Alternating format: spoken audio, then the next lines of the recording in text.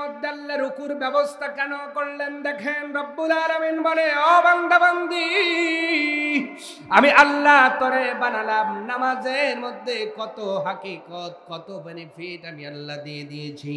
তুমি যদি সঠিকভাবে রুকু করতে পারো নবীর মতো করে, সাল্লু কামা রাআইতুমুনি উসাল্লি, আল্লাহর নবীর মতো করে যদি রুকু করো, তোমার এই মাজার মধ্যে বড় একটা বেয়ারিং আছে, বড় একটা জয়েন আছে, আর ওই জয়েনের মধ্যে লিগামেন্ট আছে, ওই লিগামেন্টটা বেশি বেশি মুভ করে।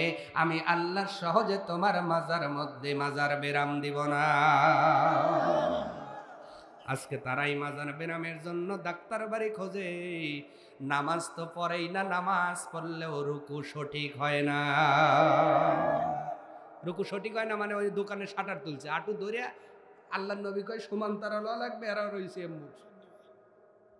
বল বললে আছে না, আছে না। এই জন্য রুকু করবেন নবীর মতো করে, আপনার পায়ের যে উরাতের এখানে জাম হবে না, এই পেশিগুলো ভালো হবে, হাঁটুর জাম ছেড়ে যাবে। আল্লাহু আকবার। নামাজের মধ্যে কত বেনিফিট। সেজদা আল্লাহ কেন দিলেন? এই যুবক ভাই, আজকে যারা চাও নিজের চেহারা ভালো হোক, খালি সেজদা একটু ভালো করে দাও, তোমার চেহারা বেড়ে যাবে। যুবতী বোনদের বলছে, আটা সুন্দরী হওয়া লাগবে না, এমনি ভরস হইবা, খালি নামাজ পড়ো। নামাজ পড়ে না, খালি জিলিক দেখে, জিলিক বললাম, ওই জিলিক দেখে আর ওই জিলিকের ড্রেস কিনবি, আব্বা কয় কিনে দিবে, আর ওই জিলিক যে আটা মারতেছে ওই আটা মারবি। কথা কয় না, কথা কয় না। বাস্তব প্র্যাকটিক্যাল প্রমাণ দিয়ে যাচ্ছি, যদি না মেলে আমার জিভ আপনি কেটে দিবেন, বলে দিয়ে গেলাম। 40টা দিন আপনাকে সময় দিলাম, ফজর থেকে নিয়ে শুরু করে এশা পর্যন্ত প্রত্যেক দিন 5 ওয়াক্ত নামাজ পড়বেন জামাতে, এবং সেজদার মধ্যে সময় বেশি কাটাবেন। 40 দিন যেই দিন থেকে নামাজ ধরবেন, ওই দিন একটা ছবি তুলে রাখবেন, আর 40 দিন পরে একটা ছবি তুলবেন।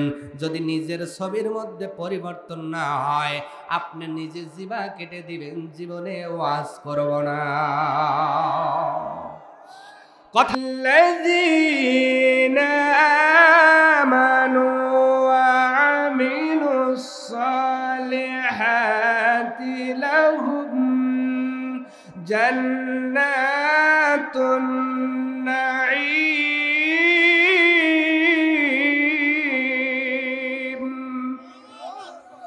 রব্বুল আলামিন বলছেন, পৃথিবীর মানুষ শোনো, দুনিয়ার জমিনে যারা ঈমান আনে, ঈমান অনুযায়ী নেক আমল করে, আমি আল্লাহ ঘোষণা দিলাম, এই মানুষগুলোই চিরসুখী নিয়ামতপূর্ণ জান্নাতের মধ্যে অবস্থান করবে। বলেন তো, আমাদের টার্গেট জান্নাত কিনা? জান্নাত তো। নামাজ পড়ি আর না পড়ি জান্নাত চাই, এমন লোক আছে না নাই? যাকাত দেই আর না দেই জান্নাত চাই, মসজিদ বানাই আর না বানাই, সবার আগে আল্লাহর কাছে বলি, আল্লাহ বড় জান্নাতটাই দিও। কথা বলে না? জান্নাত চাওয়ার সময় জান্নাতুল ফেরদাউস চায়, কিন্তু ইমানের মিটার দিয়ে মেপে দেখবেন ভিতরে ইমানও নাই, আমলও নাই। নামে বসে আছে বাবা মুসলমান, দাদা মুসলমান, আমিও মুসলমান, মানে বাপ চাচা মুসলমান, আমিও, এই নাম নিয়ে বসে আছে, কাজ করে না। তার নাম বলেন তো? পৃথিবীর জমিনে যেটা নামে পাওয়া যায়, কাজে পাওয়া যায় না, এর নাম হলো ঘোড়ার ডিম। নাম কি? আসলে কি ঘোড়ার ডিম আছে? কিন্তু মানুষের মুখে মুখে বলেন তো, এই স্লোগান আছে না নাই? নাম আছে কিন্তু কাজে নাই, তার নাম হলো ঘোড়ার ডিম। আজকে নামে আছে, কাজে নাই, এমন ঘোড়ার ডিম মার্কা মুসলমান আমাদের সমাজে বাড়ছে না কমছে? আজকে কিছু মুসলমান হয়েছিল জুমার দিনে, সারা সপ্তাহ নামাজের খবর নাই, জুমার দিনে মসজিদ বোঝাই। কথা বলা লাগবে, এমন মুসলমান আছে না নাই? এদের জন্য আবার মসজিদ দোতলা করা লাগে। কেন করা লাগবে? এদের জন্য দোতলা করার কোনো দরকার? ওরা নামাজ পড়লেই কি, না পড়লেই কি, 5 ওয়াক্ত যারা পড়ে এদের জন্যই মসজিদ। আর আপনার সারা সপ্তাহ খবর নাই, জুমার দিনে ডোকে পরে বের হয় আগে। আছে না নাই? বললাম রাগ করবেন না, আমার কিছু ওয়াজ কিন্তু গাঁও বিলা যেতে পারে, চলবে নাকি মোনাজাত? আমি কিন্তু মিঠা ওয়াজ অত করি না, কিছু নুনিয়া ওয়াজ, এই জন্য কিছু গা বিলা যেতে পারে, কষ্ট হতে পারে, কিন্তু হক কথা যদি অ্যাকসেপ্ট করার মতো মন মানসিকতা নিয়ে বসতে পারেন, এই হক কথার মাধ্যমে রব্বুল আলামিন হিদায়াত দিয়ে দিলে আপনিও আল্লাহর জান্নাতি মেহমান হয়ে যাবে। সম্মানিত ভাইয়েরা, তার মানে দুনিয়ার জমিন থেকে আমরা যদি জান্নাতে যেতে চাই, মিছিল করে জান্নাতে যাওয়া যাবে না, গার জোর দিয়ে জান্নাতে যাওয়া যাবে না, বংশের গরমে জান্নাতে যাওয়া যাবে না, টাকার গরমে জান্নাতে যাওয়া যাবে না। রব্বুল আলামিন বলছেন, দুনিয়ার জমিন থেকে যদি তোমরা জান্নাতে যেতে চাও, আমি আল্লাহ দুইটা গুণ অর্জন করতে বললাম। এক নম্বর হলো ঈমান, আর দুই নম্বর ঈমান অনুযায়ী নেক আমল যারা করবে, লাহুম জান্নাতুন নাঈম, আমি আল্লাহ নিয়ামত পূর্ণ জান্নাত দিয়ে তাদের খুশি করে দেব। এইবার বলেন, এক নাম্বার শর্তের নাম কি? জোরে আপনারা কি জেগে আছে? এক নাম্বার শর্ত কি? আমি কিন্তু একটু বেকাদালো কথা বেশি বলাই, যেন আপনার ওয়াজটা মুখস্থ হয়। এক নাম্বার শর্ত কি? জোরে জোরে। ঈমান আবার কি দিয়ে খায় জানেন তো? হ্যাঁ, যে হুজুর ঈমান কি দিয়ে খাবো? উদাহরণ দিলে ভালো করে বুঝবেন। একজন ছেলে বিয়ে দিছে, ছেলেটা একটু সহজ সরল, শ্বশুর বাড়িতে চলে গেছে, যাওয়ার পরে দেখছে স্ত্রী একটু বনানি সুনু মুখে মারছে। কি সুনু বলেন তো? সুনুটা মারলে বাসনা আছে না নাই? আছে না নাই? সুনুটা মেরার পরে স্বামীর কাছে গেছে, ও চিন্তা করছে, কিরে কেবল স্ত্রী আমার কাছ থেকে গেল, বাসনা বের হলো না, এখন বাসনা কেন? ও চিন্তা করছে, তাহলে কি খাবার খাইলো, মুখ দিয়ে বাসনা বের হইছে। এই চিন্তা করে স্ত্রী যখন আবার কিছু সময় পর ঘরে গেছে, স্ত্রী যায় দেখে বনানি চুনুর সেই কৌটাটা বন্ধ করার কথা মনে নাই, যায় কৌটাটা বন্ধ করে রেখে দিচ্ছে। স্বামী চিন্তা করছে, ও এই খাবার খাইলে বুঝি বাসনা বের হয়। স্ত্রী চলে গেছে, ইচ্ছা মতো যায় আঙ্গুল দিয়ে গির মতো করে। এইটা কি খাওয়ার জিনিস না নেওয়ার জিনিস? আসতে বলে। এতটুকু জ্ঞান তার নাই, সহজ সরল মানুষ। উনি মনে করেছেন খাবার জিনিস আঙ্গুল দিয়া বসাইতেছে। ওনার শালিকে ঘরে ঢুকে দেখে দুলাভাইয়ের কামড়ি, হ্যাঁ বনানি বসাইতেছে। আব্বা যা কইতেছে, আব্বা কি পাগল দুলাভাই আমারে বানাই দিচ্ছেন। কই কেন, কি হইছে? কই দেখো বনানি চুনু খাই শেষ করলো। এখনই কিছু কোশ না বেটি, বিয়ের মানুষ যাই নেই, কথা জানাজানি হলে মান সম্মানের ব্যাপার। এবার বাড়িওয়ালা ওনার শ্বশুর চিন্তা করছে, তাহলে ফোনটা আগেই বিয়েইকে দেব না, বড় পুত্রকে দিয়ে বলি, কি ছেলের সমস্যা আছে নাকি, এই চিন্তা করে ওনাকে একটু ফোন দিয়েছে। ফোন দিয়েছে, বড় পুত্র ধরেছে, হ্যাঁ তাওই সাহেব আসসালামু আলাইকুম। ওয়ালাইকুম আসসালাম, কেমন আছেন? ভালোই আছি। তোমার ভাইয়ের কাণ্ড দেখে তো ভালো নাই। কেন, কি হয়েছে? আরে বাবু কয় না, এই যে সমস্যা আছে আগে বলবা না। কই হইছেটা কি তা ওই বলেন না। ওই একটু সহজ সরল তো। ওই সহজ সরল হইলে কি এইরকম সহজ সরল হয়? কি হইছে কি? কয় আমার বেটি বনানি শুনে মুখে মারছে, আর তোমার ভাই এসে আঙ্গুল দেখাইতেছে। এই সমস্যা আছে বলবা না। ওই দিক থেকে আওয়াজ দিয়ে বলতেছে, তা ওই সব তো হাবা গোবা বোকা, ও কিছুই জানে না। কেন কেন কিছুই জানে না মানে কি? কয় ও তো জানে না বনানির সোনু কি সুদা খায়। আসলে এটা তো রুটি দিয়ে বড়ায় খাতে হয়। এটা কি দিয়ে বড়ায় খেতে হয়?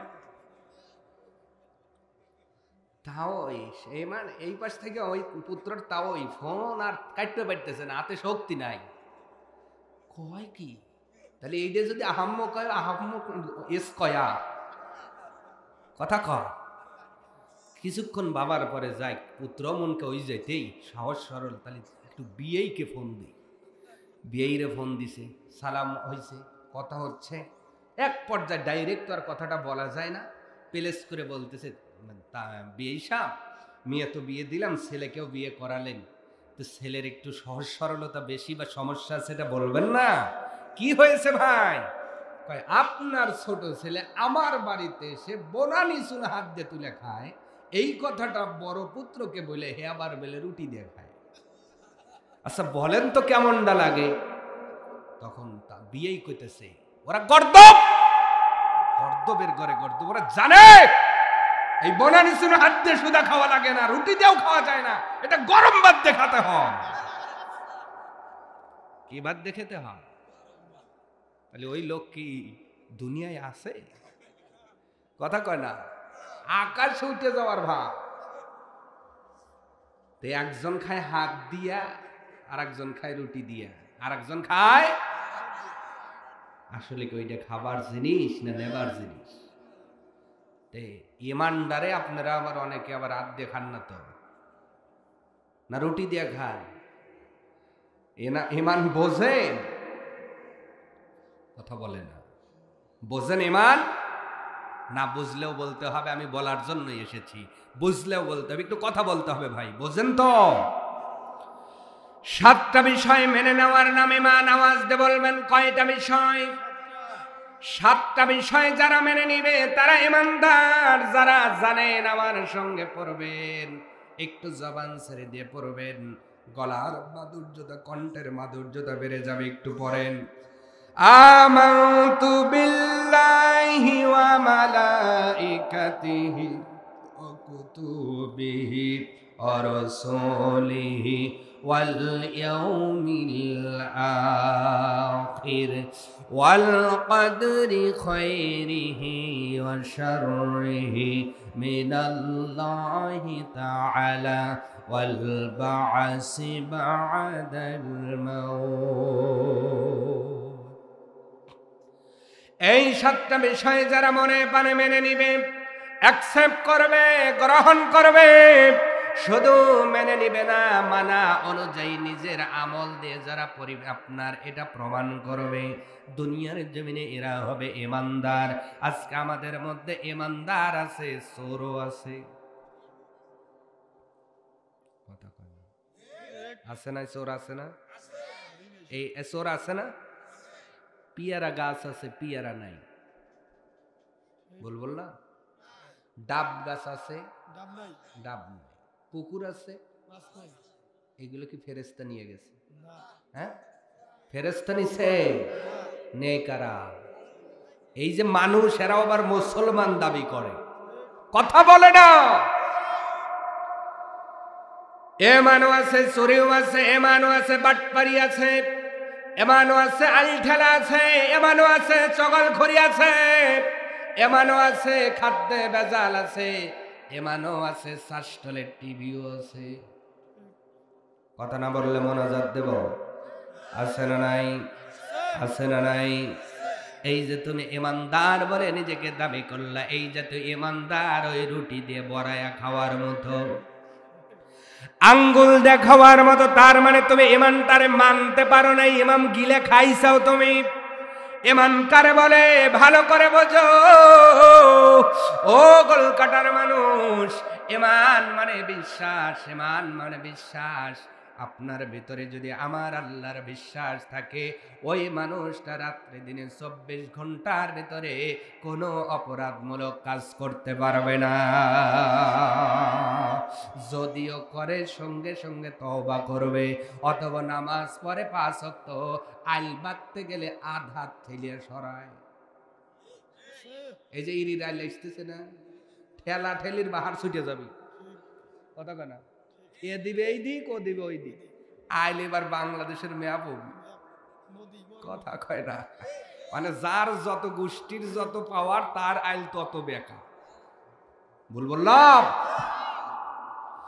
এই তো আমি ইমানদার, নামাজ পড়ার পরেও জনগণকে আমি হক বুঝাইয়া দিতে পারলাম না, দিগুলিয়া বাজার বলেন, নারায়ণপুর বাজার বলেন, ফরিদপুর বাজার বলেন, ডামরা বাজার বলেন, বলেন তো এই যে মুসলমানদের মধ্যে যারা মুদিখানার দোকানদার এরা ম্যাক্সিমামই নামাজ পড়ে, কিন্তু নামাজ পড়লে কি হবে? ডিজিটাল পাল্লার মধ্যে ওজন সঠিকভাবে দেয় না। এর সে বড় বাটপারি আর আছে নাকি? আবার আপনাদের ঘরে ঘরে গরু, ঘরে ঘরে কি ইমানদার দাবি করি, আল্লাহর জান্নাত চাই, কিন্তু দুহানের পরে কই দুধ আল্লাহর দান। আপনারা তো ভালো ওয়াজ জানেন, দুধ আল্লাহর দান সমান সমান। মানে আপনারা দিতেছেন মগ দিয়া, আর যারা ক্যান নিয়ে বাগাবাড়ি যাইতেছে, বাগাবাড়ি পাওয়ার আগে ওরা ক্যান বাও মারে, ক্যান বাও কলে ক্যান 2 মগ তুলে রাখ, ও যাওয়ার সময় ভরিয়ে দেবানে, কথা কয় না। তাহলে এটা কি ইমানদার? এটা কি ইমানদার?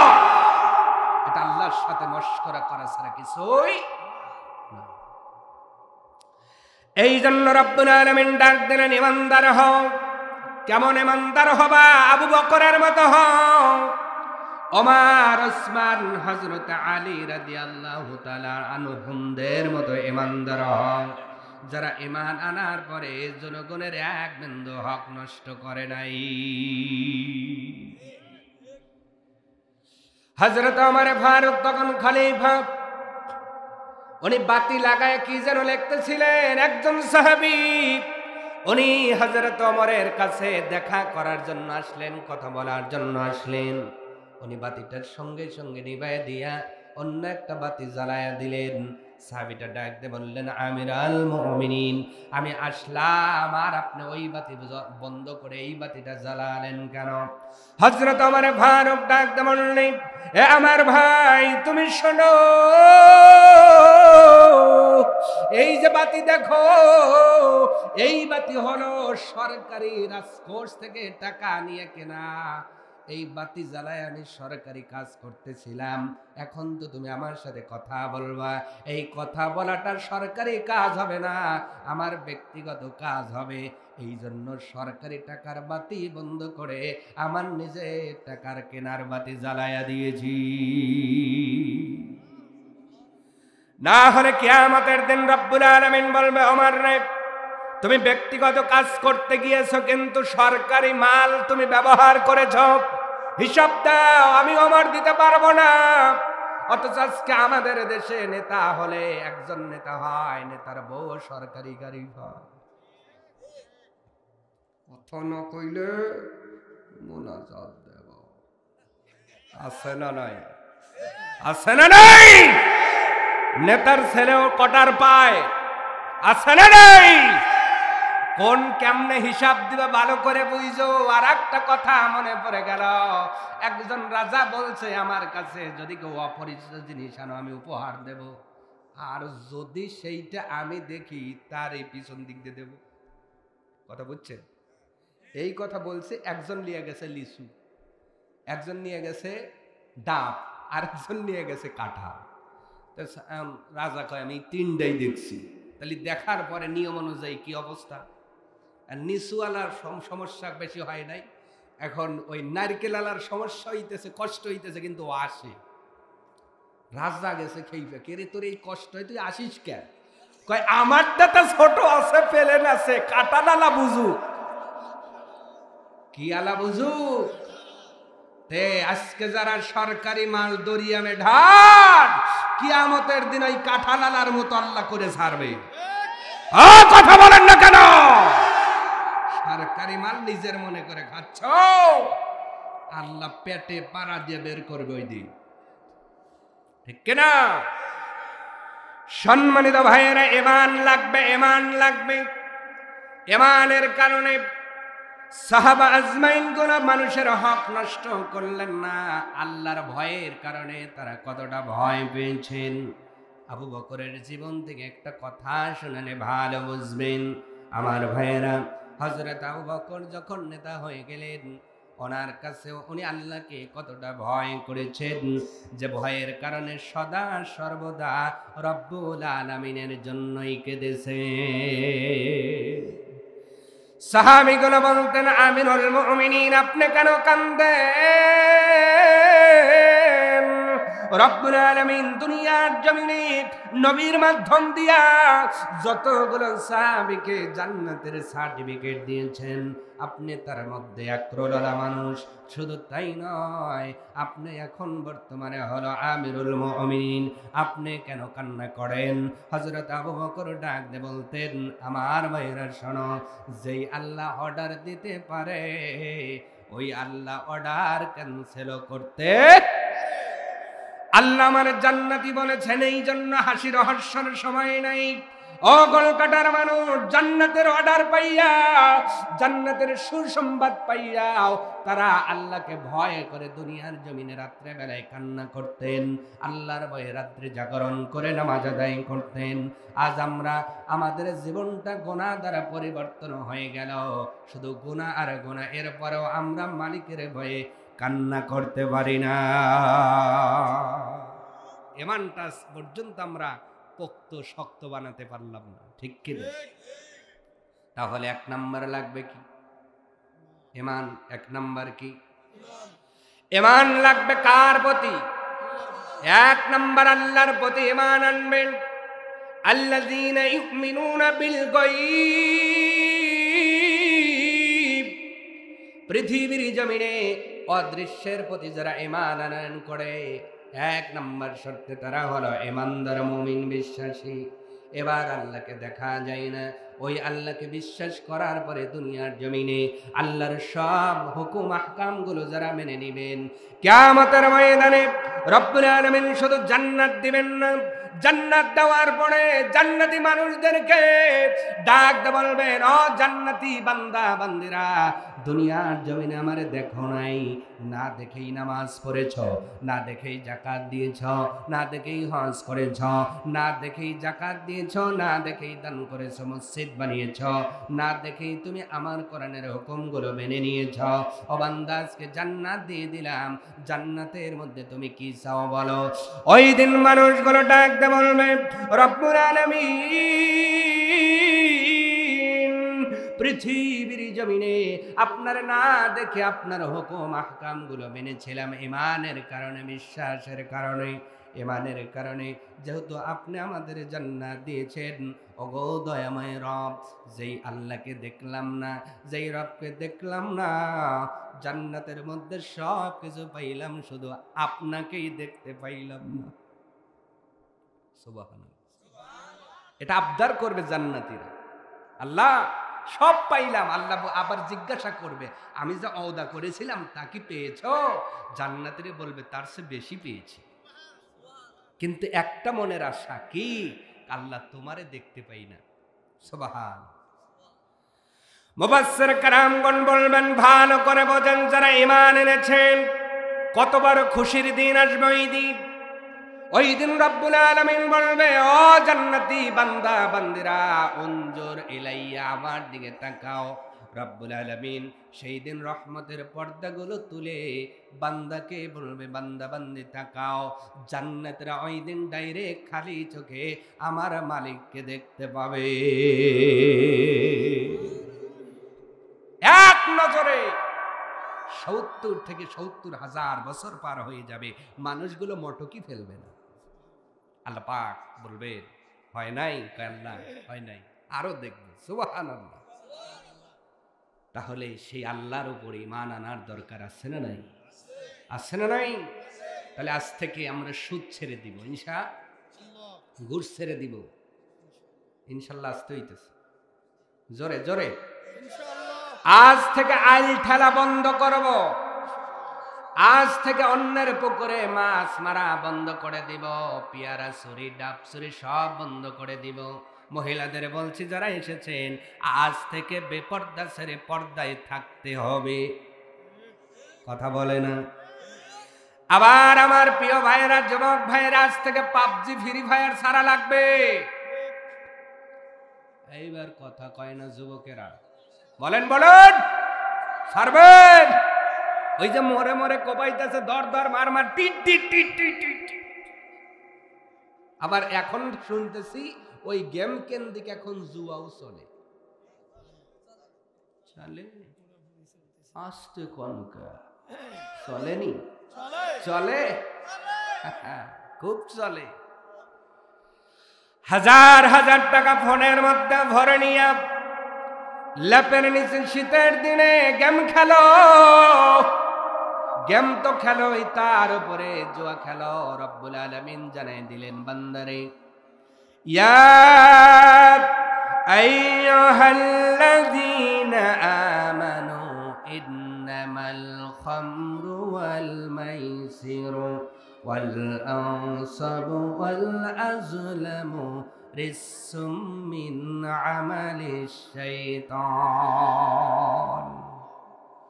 রব্বুল আলামিন যেই 4টা কাজ শয়তানের গর্হিত কাজ বলেছেন তার মধ্যে দ্বিতীয় নাম্বার হলো জুয়া। জোরে বলেন কি? আর আমাদের যুবকদের রাতটা জুয়ার মধ্যে পার হয়ে গেল, দিনটাও পার হয়ে গেল। বলেন তো ভাই, আজকের এই দিনে এই রাত্রের মধ্যে আপনার কাছে আজরাইল আসতে পারে কি পারে না? আজরাইল আসার পরে একটা সেকেন্ড টাইম দেওয়া হবে না। لا يستأخرون ساعة ولا يستقدمون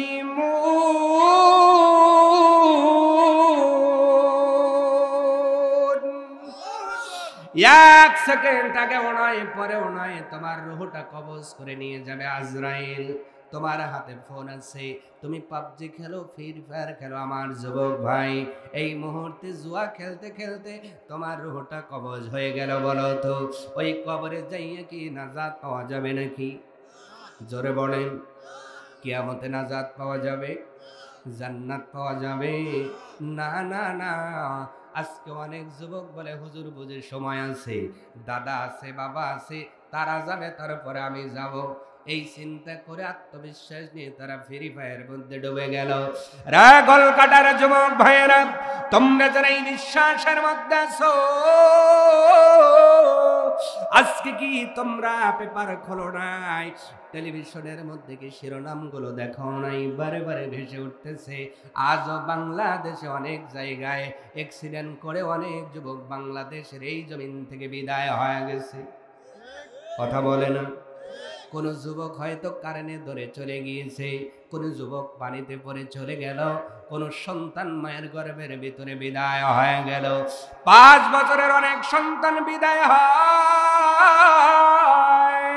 এ যুবক ভাই, আজকে যারা ফ্রি ফায়ার পাবজির মধ্যে সময়টা পার করে দিয়ে ইমানদার হতে পারল না, আজকে রাতে যদি আজরাইল হানা দেয়, পৃথিবীর কোন শক্তি তোমার আজরাইলের হাত থেকে ছিনায় নিতে পারবে না। তোমার মরণ হয়ে যাবে। যেই বন্ধুদের নিয়ে তুমি আড্ডায় মেতেছিলে, ওই বন্ধুগুলোই তোমার জন্য বাঁশ কাটবে। বড় ভাই ফরিদপুর বাজার থেকে কাফনের কাপড় নিয়ে আসবে, পাড়া প্রতিবেশীগুলো তোমার জন্য সেই গরম পানি রেডি করবে। বড়র পাতার গরম পানি দিয়ে চিরজনমের মতো গোসল দিয়া ওই মসজিদের পালকি নিয়ে এসে তার উপরে শোয়াইয়া 4জন 6জন মানুষ ধরে ধরে চির ঠিকানা কবরের দিকে নিয়ে যাবে। ওই কবরে নেওয়ার পরে আর কেউ কোনোদিন খবর নেবে? কেউ কোনোদিন খবর নেবে না। তুমি কি আগুনের মধ্যে, নাকি সাপের মধ্যে, নাকি গুর্জা মারে? কেউ কোনোদিন খবরের ডাকনাটা তুলে দেখবে না। ও যুবক ভাইয়েরা, যেই কবরে গেলে দুনিয়ার থেকে সব সম্পর্কগুলো ছিন্ন হয়ে যায়। এই জন্য নবীজি বলেন, আকসিরু যিকরা হাজিমিল লাজ্জাত, দুনিয়ার উম্মত তোমরা শোনো, ওই মরণকে বেশি বেশি স্মরণ করো, যেই মরণ আসার পরে দুনিয়ার সব সম্পর্ক ছিন্ন হয়ে যায়। আমাদের সতর্ক হওয়ার দরকার আছে না নাই? তাহলে ঈমান আনার পরে ঈমানটারে শক্তপোক্ত বানানো লাগবে। রব্বুল আলামিন এবার বললেন 2 নাম্বার শর্ত হলো আমিলুস সালিহাত, দুনিয়ার জমিনে যারা নেক আমল করবে, ঈমান আনবে এবং ঈমানের চাহিদা অনুযায়ী যারা নেক আমল করবে, ভালো ভালো কাজ করবে, আমি আল্লাহ তাদের নিয়ামতপূর্ণ জান্নাতে দাখিল করায়া দেব। 2 নাম্বার শর্ত কি? নেক আমল করা। কি করা? কি করা? শুধু আমল না নেক আমল? অনেকেই বলে আমল করো জান্নাতে যাইবা না। শুধু আমল করলে জান্নাতে যাওয়া যাবে না, নেক আমল করলে জান্নাতে যাওয়া যাবে। শুধু আমল মানে কাজ, আমল মানে কি? তাহলে ইরি লাগানো কাজ, চুরি করাও চুরি করা কাজ না? আবার কয় কাজ না? আরে গোনা তো, কিন্তু কাজ তো, কাজ না? ডাকাতি করা কাজ, কাজ তো। যে শব্দ দ্বারা হওয়া যাওয়া খাওয়া বোঝায়, এটাই তো ক্রিয়া নাকি? এটা ক্রিয়া না? তাহলে এটা কাজ, শুধু আমল দ্বারা সব বুঝায়। কিন্তু আল্লাহ পাক বলছে শুধু কাজ করো না, আমলে চলে, নেক আমল করো। তাহলে শুধু আমল করলে জান্নাতে যাওয়া যাবে না, কারণ আমলের মধ্যে চুরি করাও আমল পড়ে। কিন্তু আমলে চলের মধ্যে চুরি করা পড়ে। তাহলে আমরা কি শুধু আমল না নেক আমল? জোরে জোরে নেক আমল করতে হবে। নেক আমল কেমন করে করবেন? আল্লাহর নবীর একজন সাহাবী হারেসা ইবনে নোমান দুনিয়ার জমিনে 3টা নেক আমল করেছিলেন। আওয়াজ তুলে বলবেন কয়টা? আরো জোরে।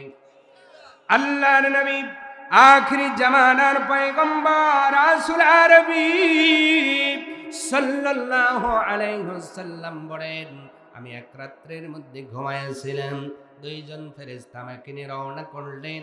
আমি জান্নাতের মধ্যে যায় দেখি একটা মানুষের কোরআন তেলাওয়াতের আওয়াজ আমার কানে চলে এসেছে। জান্নাতের মধ্যে কোরআন তেলাওয়াতের আওয়াজ। আমার নবীজি ডাক দিয়ে বললেন, ও ফেরেশতারা,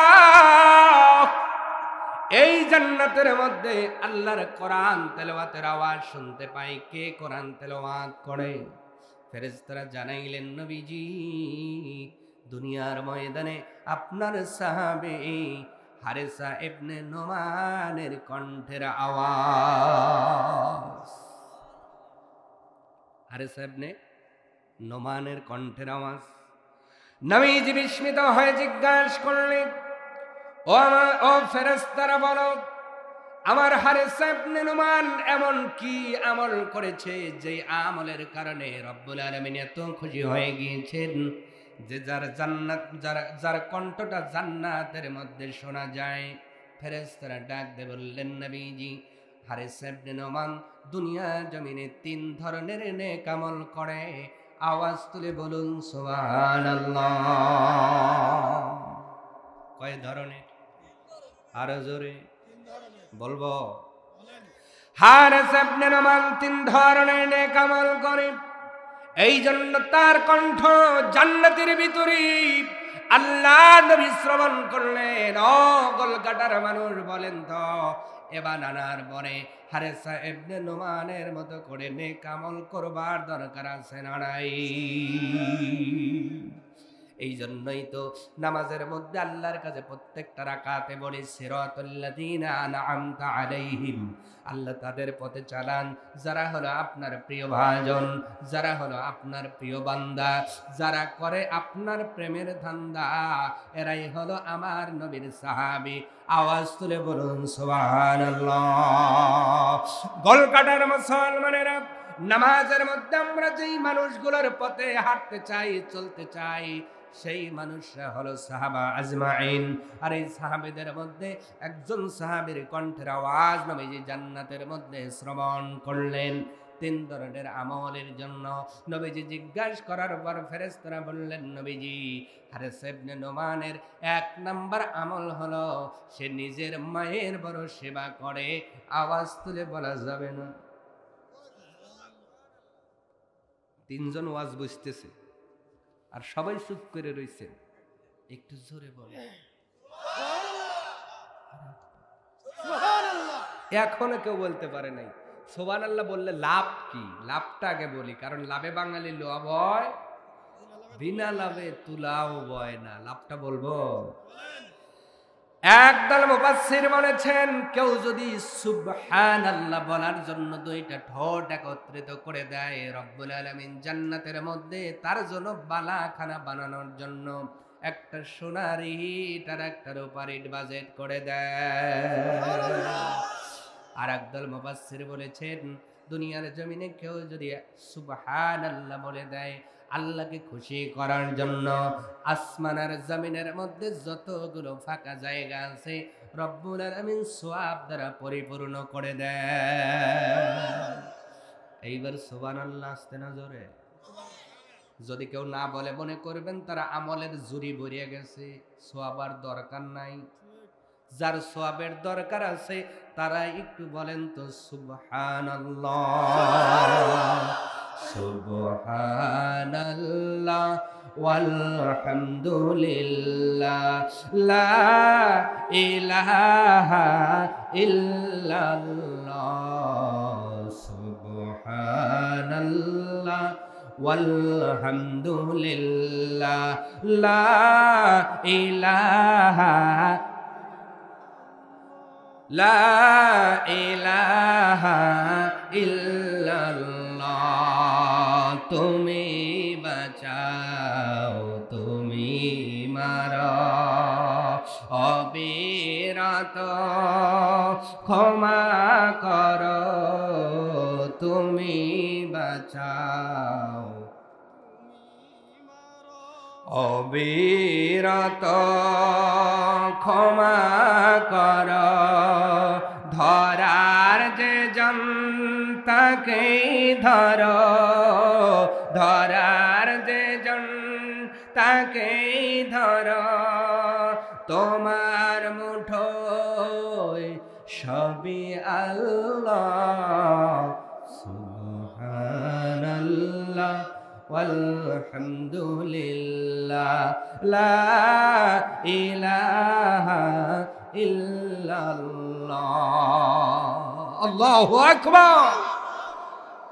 সুবহানাল্লাহর আওয়াজ তুলবেন, আস্তে বলবেন না জোরে বলবেন, মালিককে খুশি করে দিবেন। ও গোলকাটার মানুষ, তাহলে নোমা হারেসা ইবনে নোমান 1 নাম্বার আমল করেছেন, দুনিয়ার জমিনে মার বড় সেবা করেছেন। বলেন সুবহানাল্লাহ। মার সেবা করার দরকার আছে না নাই? এখানে মা বেঁচে আছে কার কার? টান টান। ওই চাচারও আছে, মাশাআল্লাহ, হাত নাবা। ওনারই দাড়ি পেকে গেছে, তাহলে মা আছে। মাটা কত বৃদ্ধা, আমরা দোয়া করছি আল্লাহ তাকে সুস্থতা দান করুন, আমিন। আরো জোরে মা যাদের বেঁচে আছে, যারা হাত দেখালেন, মনে রাখেন আপনার জান্নাতের টিকিট এখনো বেঁচে আছে, মরে যায় নাই। যদি এখন থেকে ওই টিকিটের যত্ন করে দিতে পারেন, মরার সঙ্গে সঙ্গে জান্নাত একজন দেবে। আওয়াজ তুলে বলতে হবে তিনি কে? মায়ের সেবা করো। এই জন্য এই সূরার লোকমানের 14 নম্বর আয়াতের শেষের অংশে রব্বুল আলামিন বলেছেন, আনিশকুর লি ওয়ালিদাইকা ইলাইয়াল মাসির।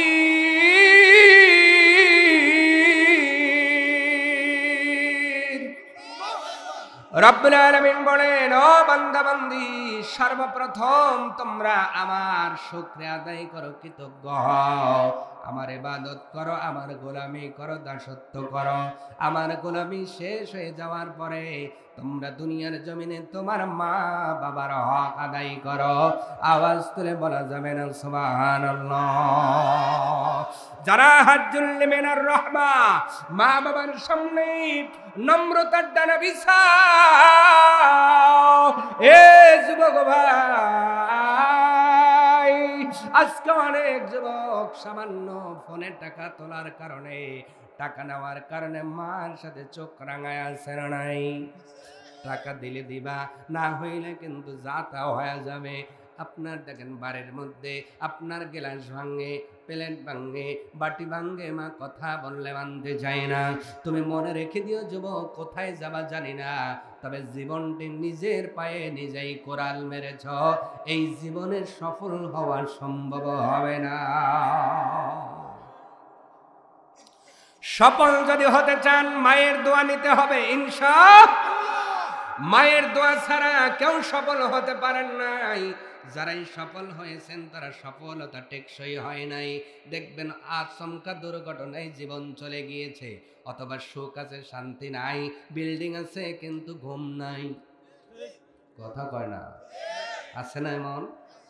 দেখবেন মা বাবারে বৃদ্ধাশ্রমে রেখে মাসে 2.5 লাখ টাকা বেতন তোলে, ফ্ল্যাট বাসায় থাকে, এসি ঘরে থাকে, কিন্তু 3টা গমের বড়ি না খাইলে ঘুম ধরে না। কেমন করে তোমার ঘুম ধরবে? ছোট্টবেলায় যেই বুকের উপরে মাথা নিয়ে তুমি ঘুমাইতেছিলা, ও যুবক ভাই, এ গলকাটার মানুষ, ছোট্টবেলায় যেই মায়ের বুকে তুমি মাথা দিয়ে শান্তির ঘুম ঘুমাইছো, ওই বুকের মধ্যে আঘাত দিছো, ওই বুকে বেদনার আগুন জ্বলাইছো। আল্লাহ তোমার অন্তর বেদনার আগুন জ্বলাইছে, ওই চোখে কোনোদিন শান্তির ঘুম আসবে না। অতএব দুনিয়ার জমিন থেকে কেউ যদি সাকসেস হতে চায়, আখিরাতে কেউ যদি সাকসেস হতে চায়, কেউ যদি জান্নাত পেতে চায়, কেউ যদি আমার রবের সাথে সন্তুষ্ট চিত্তে সাক্ষাৎ পেতে চায়, অবশ্যই মায়ের খেদমত করতেই, মাকে হাসি খুশি রাখতে হবে। মা যা চাইল সাধ্যের মধ্যে দেওয়ার চেষ্টা করবেন, সাধ্যের বাইরে হলে ধমক দিয়ে বলবেন না, বিনয়ের সঙ্গে বলবেন, মা রে আমার এটা সাধ্যের মধ্যে নয়, এইটা আবদার তুমি কইরো না, কিন্তু সেটা যেন ধমক দিয়ে না হয়। আমার ভাইয়েরা, আল্লাহর নবীকে ফেরেশতা বললেন, ওগো নবীজি, আপনার হারেসা বিন নুমান দুনিয়ার জমিনে মায়ের এতটাই খেদমত করেছে, কতটা খেদমত হারেসা বিন নুমান করেছেন? হারেসা বিন নুমান বলেন, পৃথিবীর মানুষ শোনো, আমি আমার মাকে নিজে হাতে ভাত খাওয়াইয়া দিয়েছি। সুবহানাল্লাহ, বাজ্জা কইলেও হইব, এখন আর বলা লাগবে না, নিজের হাতে খাওয়াইয়া দিত। সুবহানাল্লাহ, এমন সন্তান কলকাতায় আসেনি?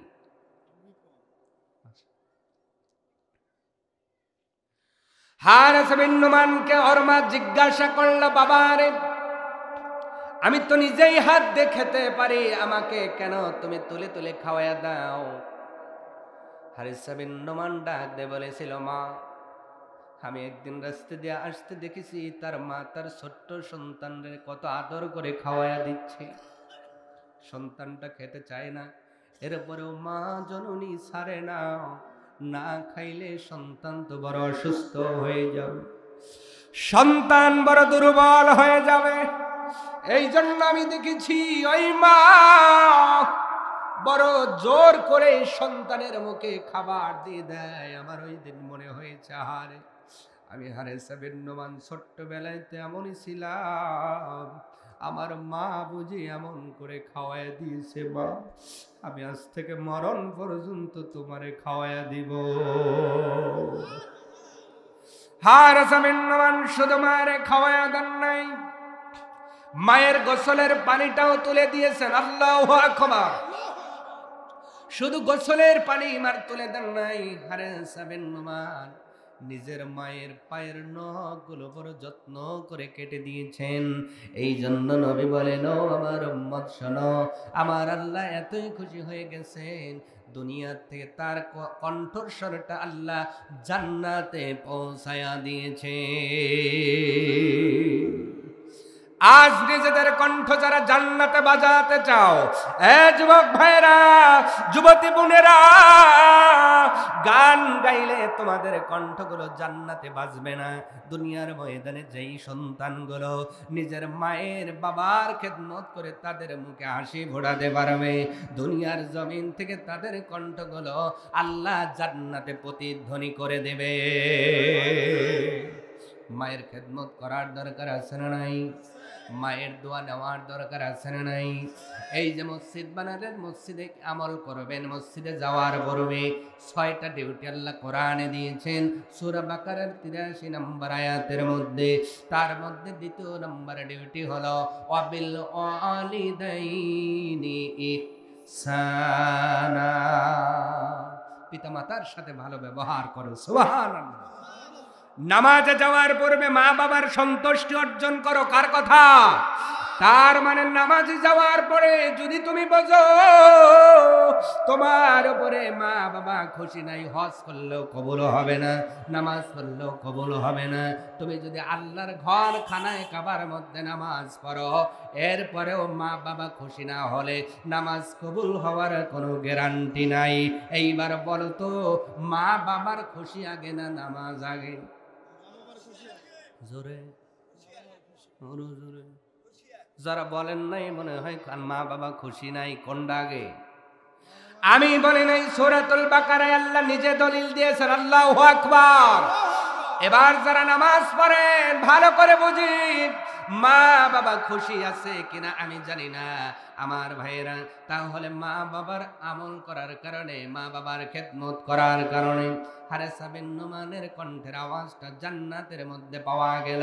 তার মানে বোঝা যায় দুনিয়ার জমিনে নামাজ আদায়ের পরে, আল্লাহর হক আদায়ের পরে মা বাবার খেদমতের চাইতে বড় আমল আর একটাও নাই।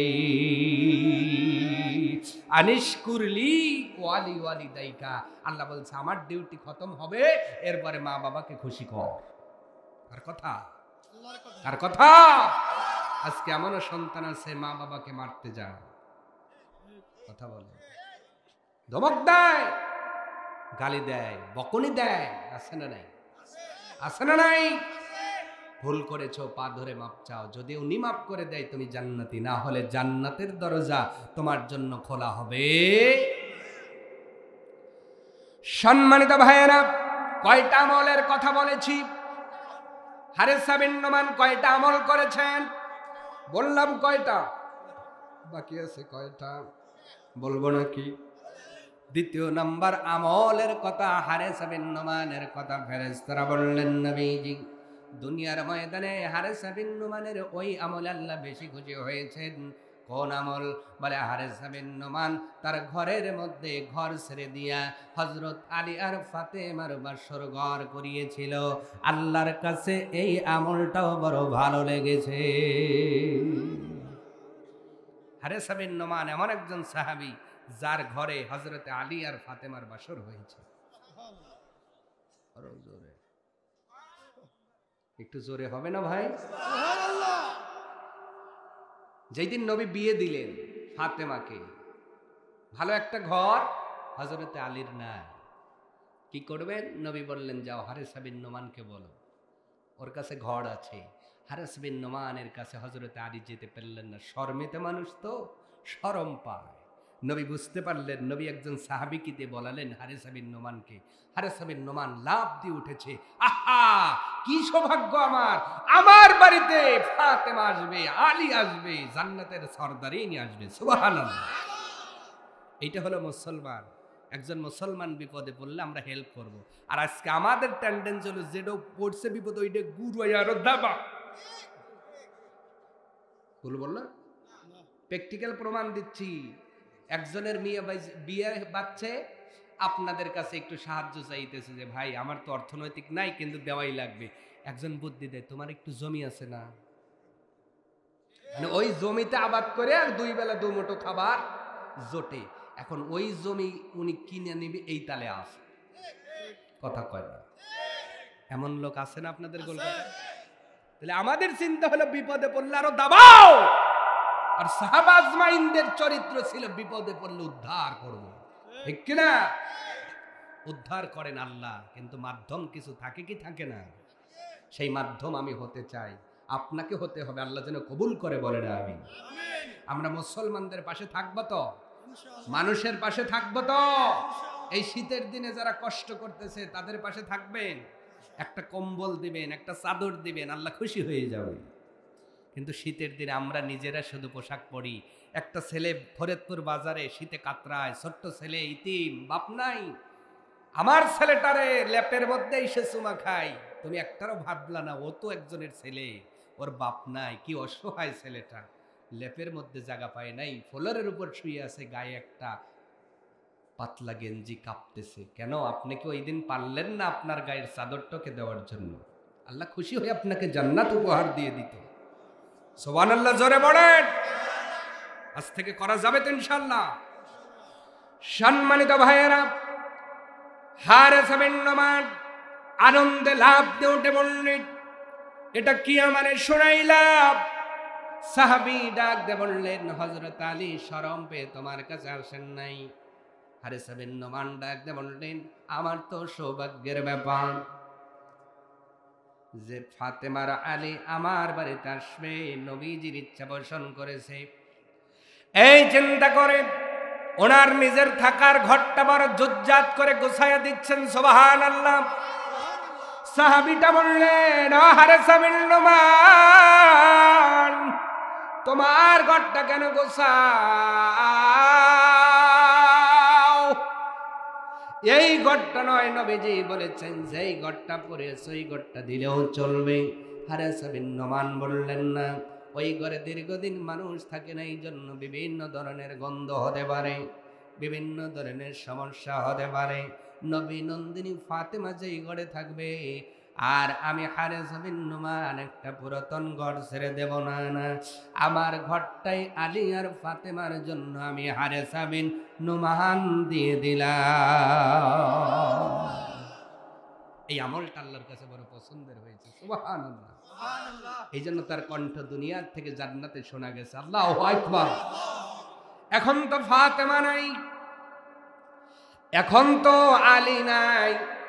এই আমলটা আপনারা তাহলে কিভাবে করবেন আমার ভাইয়েরা? এই আমলটা করার অর্থ হলো, আপনার আশেপাশে যদি খবর পান কোন মানুষ মুসলমান বিপদে পড়ে গেছে নদী ভাঙ্গনের কারণে, কি ভাঙ্গন?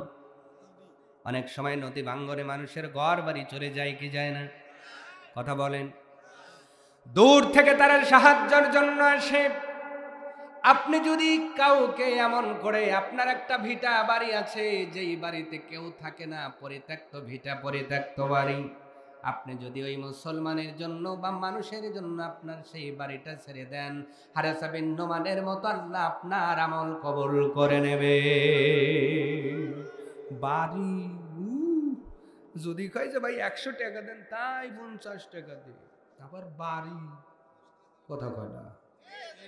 বর্ষার সময় অনেক আসে না ভাই, যে ভাই আমাদের সব কিছু বাড়ি ঘর চলে গিয়েছে, ভাই আমরা নিঃস্ব, কিছু দেন, সন্তান নাতি নিয়ে খুব কষ্টে আছি। তখন 50 টাকা দেই, আবার 4টা কথা শোনাই, আসলেই কি বাড়ি ডসে গেছে?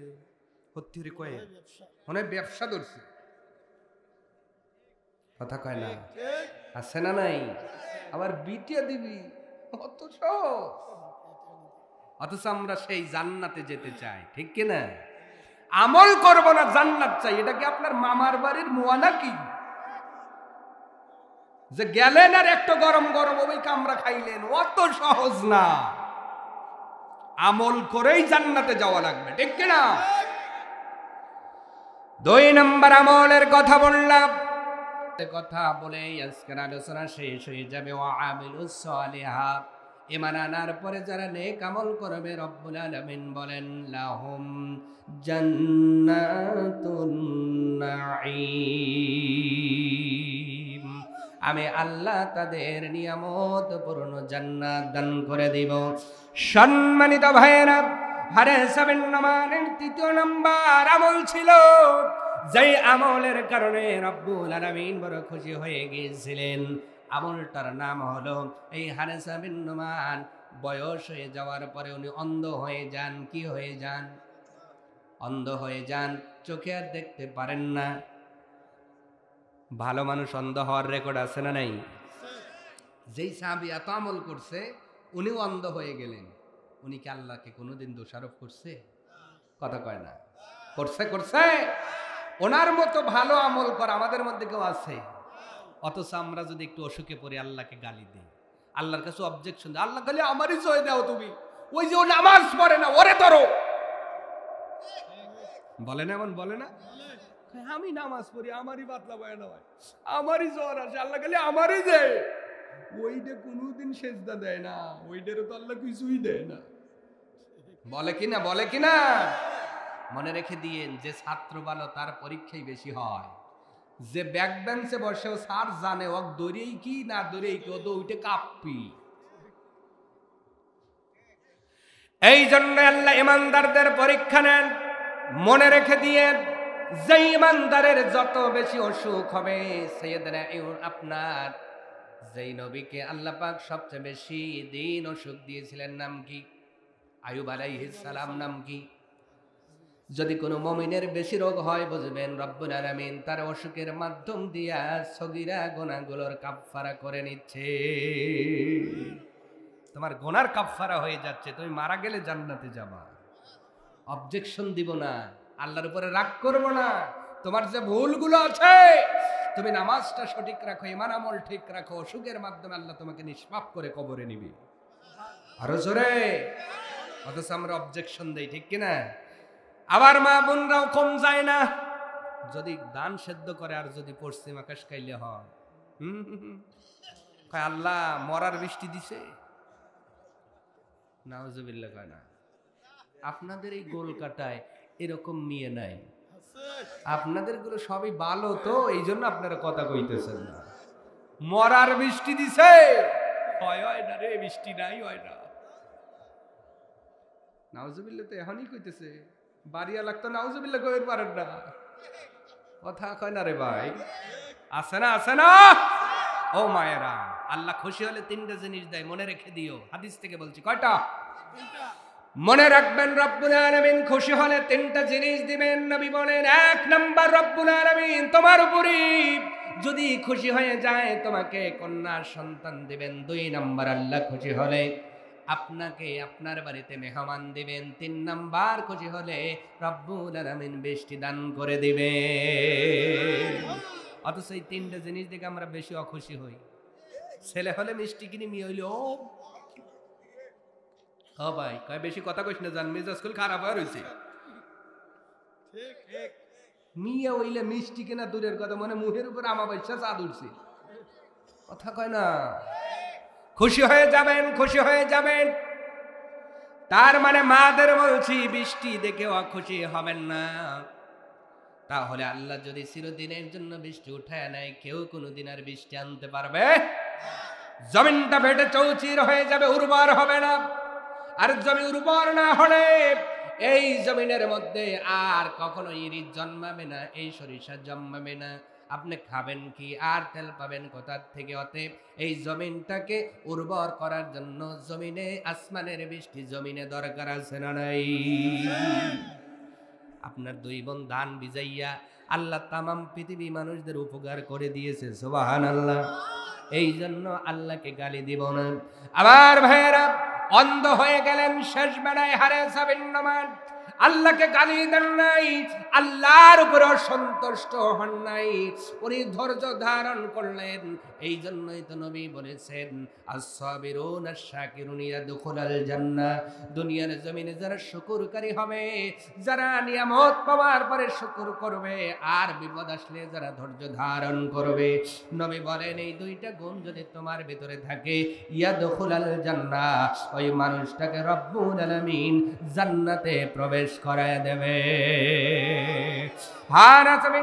ধৈর্য ধারণ করলেন, কিন্তু নামাজ উনি বাদ দিলেন না। তৃতীয় নাম্বার আমলের কথা বলছি, উনি জামাতের সঙ্গে নামাজ আদায় করবেন, কিন্তু অন্ধত্বের কারণে উনি পথটা ছেড়েন না, ভুলে যান, অন্য পথে চলে যান। এই জন্য উনি অন্ধ হওয়ার পরে ওনার বাড়ির থেকে মসজিদ পর্যন্ত উনি রশি টানালেন। সুবহানাল্লাহ। কি টানালেন? কি টানালেন? রশি টানাইয়া 5 ওয়াক্ত নামাজ রশি ধরে ধরে জামাতের সঙ্গে আদায় করেছে। আর আমরা কি নামাজি, রশি আজান হইতেছে তখন আমরা ওই বাইপাস রাস্তা খুঁজি, ওই দিক দিয়ে গেলে তো সবাই কবি গেদা নামাজ পড়ে যায়, এই জন্য ওই দিক দিয়ে ঘুরে যাই, তা মসজিদের কাছে আসি না। আছে না? এই ঠিক কথা কওয়ার লেগেই কষ্ট করে আইছি। এলাকায় এমন মুসল্লি আছে না নাই? আবার কোন ক্রমে যদি এই মসজিদে আশেপাশে জামাতের বাইরে আসে, তাবলিগের বাইরে, নিজের খায়া নিজের পরে তারা ভালো একটা কাজ করার লাগে আসে, যে এলাকার মানুষগুলিকে আপাতত নামাজটা শিক্ষা দিয়ে যায়। যদি দেখো ওই মসজিদে জামাত আইছে, ওই 3 দিন ওই এলাকায় যায় না, গেলেই ধরবি, গেলেই ধরবি। এই মুরব্বীরা ওই পেশাল শুনবো না, দৌড় দে। যদি আবার দেখবেন অনেক সময় খেলাধুলো করে, ওই রাস্তায় যদি দেখা যায় 4 জন এই আসতেছে, কই বল থো ব্যর্থ দৌড় দে, হেরা যায় আনিক আবার আসবো না। আমার ভাই আবার কই একবারে সত্যি কথা। সত্যি কথা কি দুইবারে হয়? একবারে সত্যি কথা কওয়ার লেগেই তো আইছি। নামাজ পড়েছেন রশি টানে, আল্লাহু আকবার। নামাজ পড়ার হুকুম কার? আরো জোরে, আকিমুস সালাতা ওয়া আতুজ যাকাতা ওয়ারকাউ মা'আর রাকিঈন।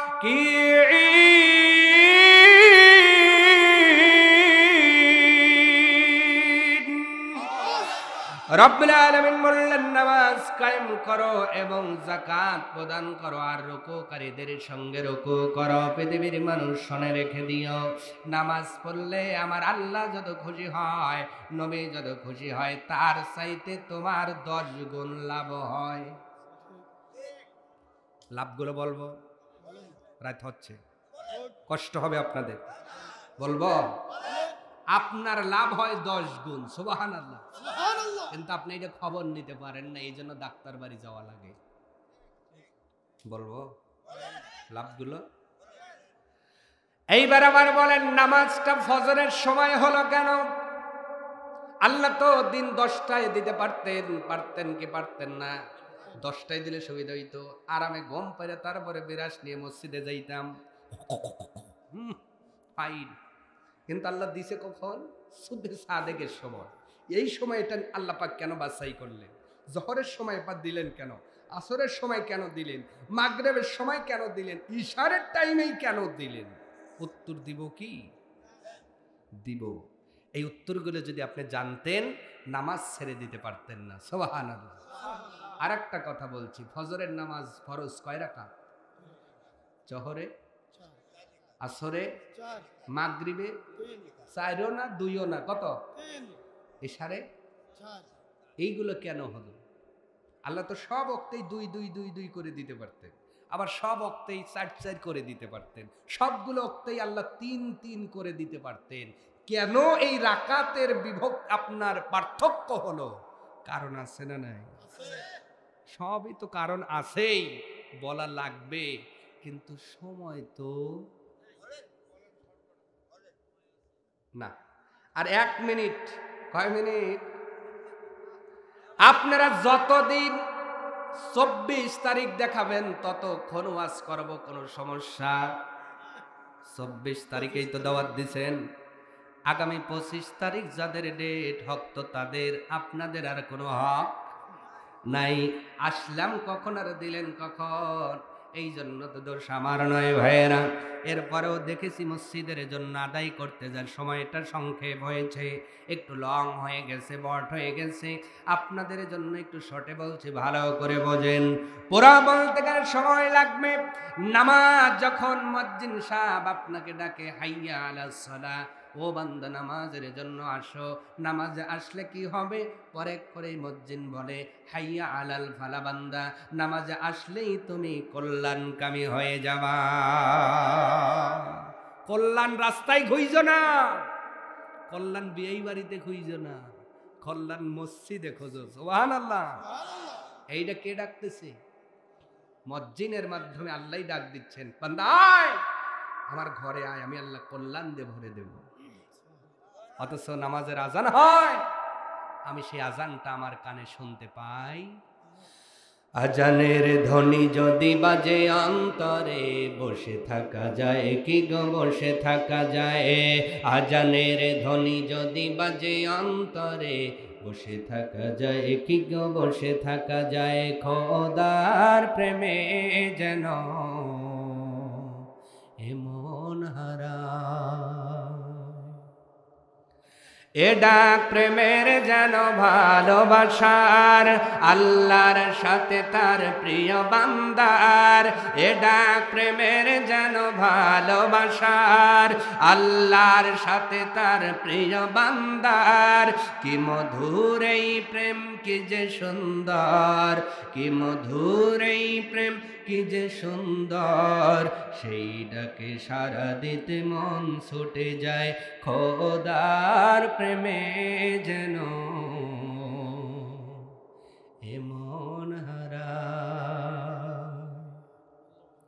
একটু জোরে হবেন আল্লাহু আকবার, আরো জোরে।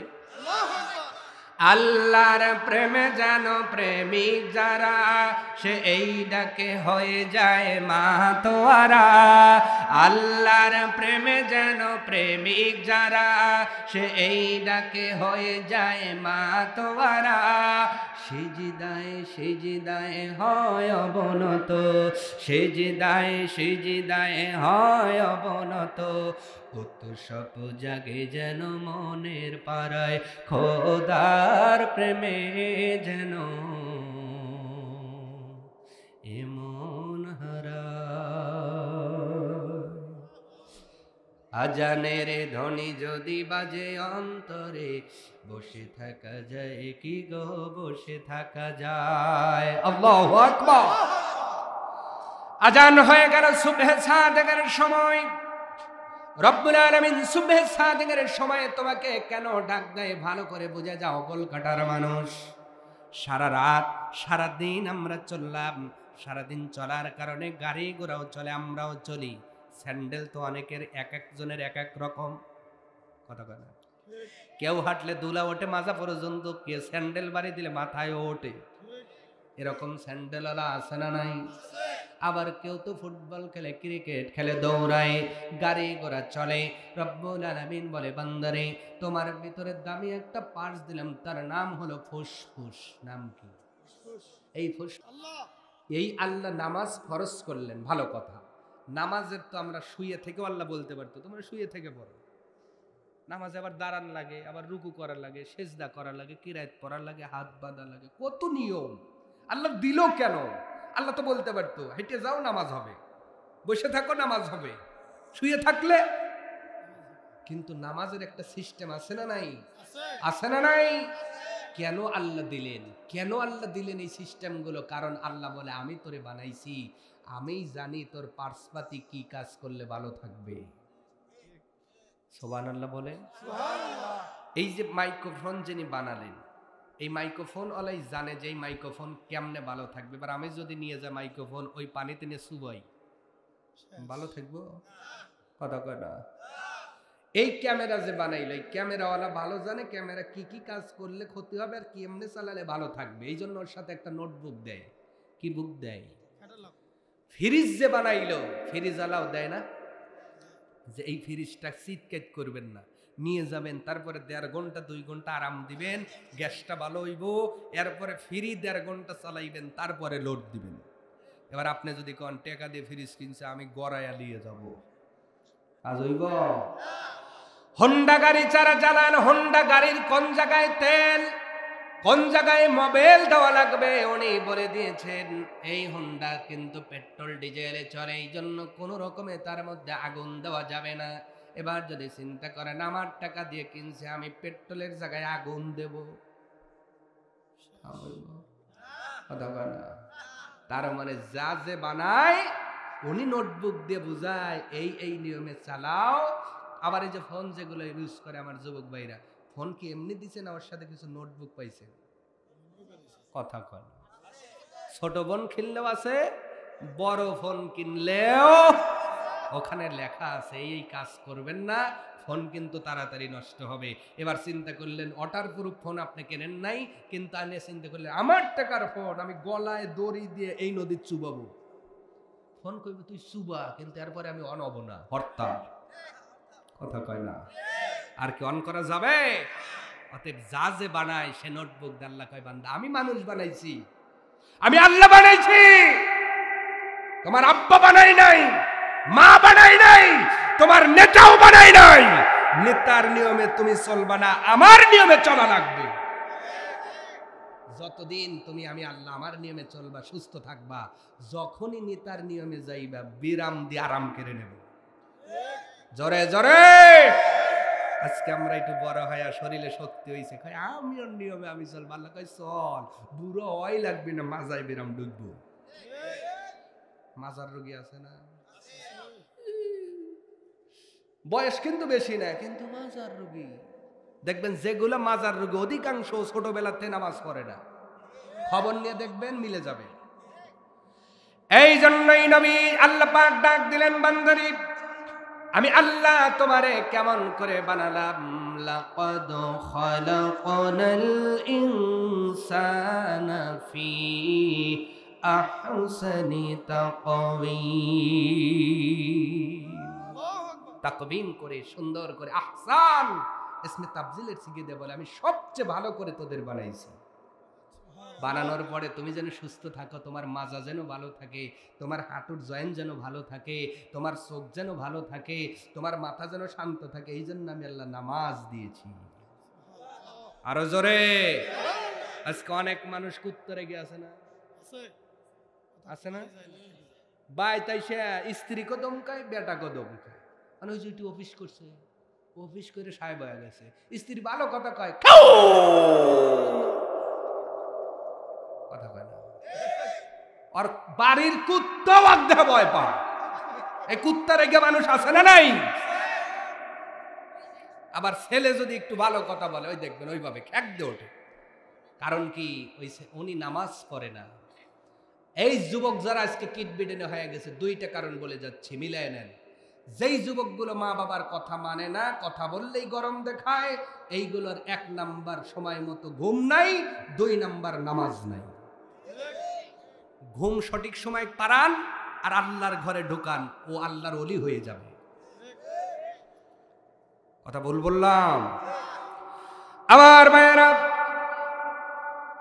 নামাজের মধ্যে আল্লাহ রুকুর ব্যবস্থা কেন করলেন দেখেন। রব্বুল আলামিন বলে, ও বান্দা বান্দি, আমি আল্লাহ তোরে বানালাম, নামাজের মধ্যে কত হাকিকত, কত বেনিফিট আমি আল্লাহ দিয়ে দিয়েছি। তুমি যদি সঠিকভাবে রুকু করতে পারো নবীর মতো করে, সাল্লু কামা রাআইতুমুনি উসাল্লি, আল্লাহর নবীর মতো করে যদি রুকু করো, তোমার এই মাজার মধ্যে বড় একটা বেয়ারিং আছে, বড় একটা জয়েন আছে, আর ওই জয়েনের মধ্যে লিগামেন্ট আছে। ওই লিগামেন্টটা বেশি বেশি মুভ করে, আমি আল্লাহ সহজে তোমার মাজার মধ্যে মাজার বেরাম দিব না। আজকে তারাই মাজার বেরামের জন্য ডাক্তার বাড়ি খোঁজে। নামাজ তো পড়েই না, নামাজ পড়লেও রুকু সঠিক হয় না। রুকু সঠিক হয় না মানে ওই দোকানে শাটার তুলছে, আটু ধরে আল্লাহ নবী কয় সমান তারা ল লাগবে, এরা রয়েছে বললেন আছে না, আছে না। এই জন্য রুকু করবেন নবীর মতো করে, আপনার পায়ের যে উরাতের এখানে জাম হবে না, এই পেশিগুলো ভালো হবে, হাঁটুর জাম ছেড়ে যাবে। আল্লাহু আকবার। নামাজের মধ্যে কত বেনিফিট। সেজদা আল্লাহ কেন দিলেন? এই যুবক ভাই, আজকে যারা চাও নিজের চেহারা ভালো হোক, খালি সেজদা একটু ভালো করে দাও, তোমার চেহারা বেড়ে যাবে। যুবতী বোনদের বলছে, আটা সুন্দরী হওয়া লাগবে না, এমনি ভরসা হইবা, খালি নামাজ পড়ো। নামাজ পড়ে না, খালি জিলিক দেখে, জিলিক বললাম, ওই জিলিক দেখে আর ওই জিলিকের ড্রেস কিনবি, আব্বা কয় কিনে দিবে, আর ওই জিলিক যে আটা মারতেছে ওই আটা মারবি। কথা কয় না, কথা কয় না। বাস্তব প্র্যাকটিক্যাল প্রমাণ দিয়ে যাচ্ছি, যদি না মেলে আমার জিহ্বা আপনি কেটে দিবেন, বলে দিয়ে গেলাম। 40টা দিন আপনাকে সময় দিলাম, ফজর থেকে নিয়ে শুরু করে ঈশা পর্যন্ত প্রত্যেক দিন 5 ওয়াক্ত নামাজ পড়বেন জামাতে, এবং সেজদার মধ্যে সময় বেশি কাটাবেন। 40 দিন যেই দিন থেকে নামাজ ধরবেন, ওই দিন একটা ছবি তুলে রাখবেন, আর 40 দিন পরে একটা ছবি তুলবেন। যদি নিজের ছবির মধ্যে পরিবর্তন না হয়, আপনি নিজে জিহ্বা কেটে দিবেন, জীবনে ওয়াজ করব না। কথা দিয়ে গেলাম, মাত্র 40 দিনের একটা পরীক্ষা দিয়ে গেলাম। যুবক ভাইয়েরা, যুবতী বোনেরা, নামাজি যাও, নামাজ আদায় করো। আটা সুন্দরী হওয়া লাগবে না। কেন ফর্সা হবে মানুষগুলো, কেন লাবণ্যতা হবে, ভালো করে বোঝেন। ফর্সাইটা শুধু চেহারা নয়, চেহারার মূল আকর্ষণ হলো লাবণ্যতা। চেহারার মূল আকর্ষণ লাবণ্যতা। এই জন্য হিন্দু ভাইয়েরা, হিন্দু বোনেরা যুবককালে অনেক সুন্দরী থাকে, লাবণ্যতা থাকে, যুবকদের ভালো দেখা যায়, কিন্তু শুধুমাত্র নামাজ না আদায় করার কারণে বৃদ্ধকালে লাবণ্যতা থাকে থাকে। মেডিকেল থেকে প্রমাণ দিচ্ছি, মেডিকেল সায়েন্স বলছে মানুষের এই মুখের চামড়ার সাথেই কিছু সরু রগ আছে। মানুষ যখন সেজদার মধ্যে চলে যায়, দীর্ঘক্ষণ দাঁড়ানোর কারণে এই মুখের মধ্যে রক্ত তুলতে পারে না হার্ট, কারণ হার্ট আছে এই জায়গায়, চেহারা হলো এই জায়গায়, উপর দিকে রক্ত পাম্প করতে হার্টের বড় কষ্ট হয়, মোটরের বড় প্রেসার লাগে। এই জন্য মানুষগুলো যখন সেজদার মধ্যে চলে যায়, এই রক্ত সর্বপ্রথম তার ব্রেনে হিট করে, ব্রেনটা শান্ত হয়ে যাবে, ব্রেন স্ট্রোক করবে না, ব্রেন ক্যান্সার হবে না, ব্রেন টিউমার হবে না। শুধু তাই নয়, ওই নামাজি বান্দার আল্লাহ মুখের উজ্জ্বলতা বাড়ায়া দেবে। আর যত মসজিদ থেকে দূরে থাকবা, যুবক কালে এখন ভালো লাগে, কিন্তু একটা সময় তোমার এই চামড়ার রগগুলো, নিচের রগগুলো মরে যাবে, ইচ্ছা করলেও আর রক্ত ঢোকাতে পারবে না। ওই সময় আর চেহারার লাবণ্যতা থাকবে। এখন চেহারার লাবণ্যতা খোঁজে শেভ করে, ওই যে ফর্ম শেভ করছে আর কিছু গৈসে দিছে, কয় হ্যাঁ ভালোই তো।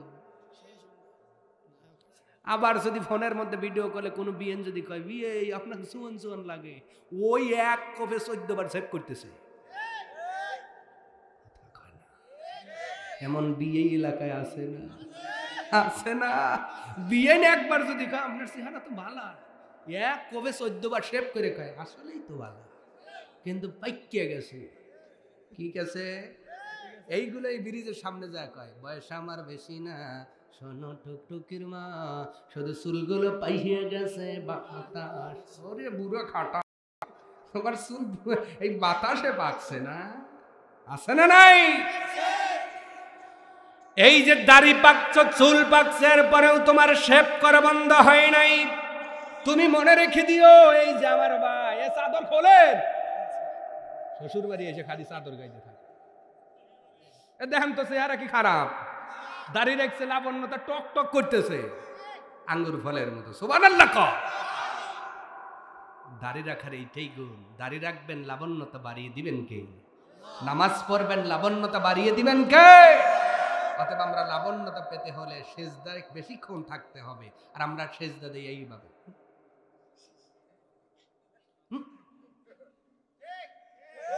কথা জোরে, মানে এক সেজদা তোলে কি না তোলে। আবার এই যে আমার ভাই ভালো বুঝছে, 4G না, এখন 8G। কারণ এই সবে বারাত আসতেছে না, সারা রাত নামাজ পড়ে একজন আমার জিজ্ঞেস করে পরের দিন, কয় রেখা? 250 রেখাত। কয় দেখ তো 450 রেখাত পরেই আশা রাখি না, আরো 250 রেখাত পরে, বাপ রে বাপ। তাহলে যেই ছেলেটা এক রাতে 450 রেখাত পড়ছে, তাহলে চিন্তা করেন মোটর ঘুরছে কত জোরে। কথা কয় না? আল্লাহ জান্নাতটা দিও, 1 কেজি সোনা দেও, হাফ কেজি তোমাকে দেবো। 1 বছর চলে গেছে ভাই, নাই পরের বছর যা করে চাল্লা, আমাকে বিশ্বাস করেন আমি অত খারাপ না। মাবার কথা না শুনলেও তোমার কথা শুনবো, না হয় তোমার অর্ধেক রেহেই দেও। কথা কয়। শুধু সবে বরাতে যায় মসজিদ গরম করার লোক আছে না নাই? আছে না নাই? তাও তো আপনি সেজদাটা সঠিকভাবে করতে পারেন না। প্রিয় ভাইয়েরা, সেজদাটা করতে হবে সঠিকভাবে। সেজদায় যাবেন, বেশিক্ষণ সময় কাটান। নবীর স্ত্রী, আমাদের মা, মুমিনদের মা, উম্মাহাতুল মুমিনিন হযরত আয়েশা বলেন, নবীজি এমন ভাবে মাঝে মাঝে সেজদা করতেন, আমি আয়েশা মনে করতাম নবীজি আর দুনিয়াতে নাই, মারা গিয়েছে। পায়ে সিমটি অনেক সময় কাটতেন, নবীজি আবার উঠতেন। সুবহানাল্লাহ। নবীজি কেমন করে শিখালেন, আর আপনি কেমন করে নামাজ পড়েন? প্রিয় ভাইরা, নামাজের কথা বলতেছিলাম, হারেস বিন নোমানের কথা বলতে যা মনে আছে, রশি টানাইছেন বাড়ির থেকে মসজিদ পর্যন্ত। ফেরেশতা ডাক দিয়ে বললেন, নবীজি আপনার এই বৃদ্ধ সাহাবীটা এখন টানায়া, রশি টানায়া আল্লাহর ঘরে নামাজ পড়তে যায়, এরপরেও জামাত ছাড়ে না। আল্লাহ খুশি হয়ে তার কণ্ঠটা জান্নাতের মধ্যে পৌঁছায়া দিয়েছেন। আগামী সকাল থেকে 5 ওয়াক্ত নামাজ পড়ব যারা, হাত দেখাবো তারা, লিল্লাহি তাকবীর। টান টান। ওই যারা অর্ধেক তুলছে মনে হয় অর্ধেক করবে। টান টান না কেতলা সমস্যা, যারা আর অর্ধেক তুলছেন হতে দোয়া যা করার করবনে করি। টান টান, পিঠ সহ টান করেন তো, 2 হাত দিয়ে পিঠ সহ একবার এইভাবে টান করেন। পড়ছেন? এবার একটু কায়তো, ডান দিকে, ডান দিকে, ডান, বাম দিকে, সামনে, পিছনে, একটা ঝাঁকি। তাহলে সকাল থেকে সবাই নামাজ পড়বেন তো? পড়বেন তো? আল্লাহ আমাদের কবুল করুন। আমরা পড়ছি আমিন। আর জোরে বলুন আমিন। আমার ভাইয়ের অনেক কথা বলেছি। হারিসা বিন নোমানের 3টা আমলের কথা শোনালাম। শেষ নাম্বার যেটা আমল ছিল, উনি নামাজ পড়েছেন, নিজের বাড়িতে রশি লাগাইছেন আর মসজিদে একটা রশি লাগিয়েছেন। অন্ধ মানুষ ধরে ধরে ধরে ধরে আল্লাহর ঘরে গিয়েছেন। এরপরেও নামাজ ছেড়ে দেন নাই। আল্লাহ যেন আমাদের জামাতের সহিত নামাজ আদায় করার তৌফিক দান করেন। সকলেই বলুন আমিন। আরো জোরে বলুন আমিন। হারিসা বিন নোমানের মতো আমল করব কারা? লিল্লাহে তাকবীর। জান্নাতে যাবেন? হাত নামান। নগদে কিছু আমল করবেন। এখন পরীক্ষা করব, করি। নগদ আমল কোনটা? নগদ আমল হলো হারিসা বিন নোমান জীবনে নবীর হাতে অনেক দান করেছেন। এখন তো আর নামাজ, তাহাজ্জুদ ছাড়া নামাজ নাই, ঠিক কি না? আছে কি? মা বাবাও কাছে নাই যে খেদমত করবেন, আবার কেউ অভাবেও আসে নাই যে তাদের বাড়ি দিব অথবা টাকা দিব। এই মুহূর্তে যেটা পরীক্ষা এখন করব সেটা হলো মসজিদ বানানোর কাজে হারিসা বিন নোমান যেমন করে নবীর হাতে টাকা দিছে, আমরাও এখন দিয়া, কারণ বলা যায় না আজকের রাতটাই আমার জীবনের শেষ রাত হয়ে যেতে, নাকি গায়ের ঠেলা দিয়ে বাঁচবেন কারা কারা? আজরাইল আসার পরে আমি একটা গান জানি, হুজুর বলবো। কই কি গান? এবার কার মহতন ফিরে যাও রে আজরাইল, মিনতি জানায়া কই তোমারে রে।